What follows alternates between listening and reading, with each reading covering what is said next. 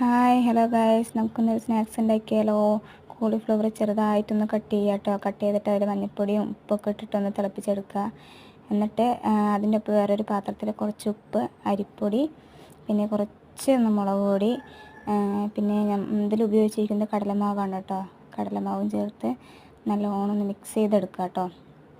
കൈ കൊണ്ടാണ് മിക്സ് ചെയ്താൽ നിങ്ങളെ കാണിക്കാൻ പറ്റത്തില്ലല്ലോ. കൈ കൊണ്ട് മിക്സ് ചെയ്താൽ അപ്പോഴേക്കും അത് ഒന്ന് വെന്ത് വന്നിട്ടുണ്ടായിരുന്നു കോളിഫ്ലവർ. അതൊന്ന് വെള്ളമില്ലാണ്ടൊന്ന് ഡ്രൈ ആക്കിയൊരു പാത്രത്തിലോട്ട് മാറ്റിയിട്ടുണ്ട് കേട്ടോ.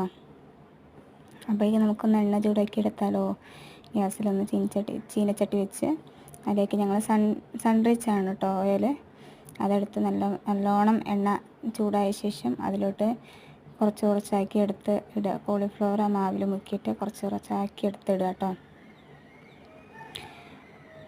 ആർക്കും ഇഷ്ടപ്പെട്ടു എന്നൊന്നും വരില്ല, ഞങ്ങളുടെ രീതിയിൽ ഞങ്ങൾ ഉണ്ടാക്കുകയാണ് കേട്ടോ. ആരും ഒന്നും വിചാരിക്കരുത്. ആദ്യമായിട്ടാണ് ഇന്നത്തെ ഒരു ലോങ് വീഡിയോ കൂടി ഇടുന്നത്.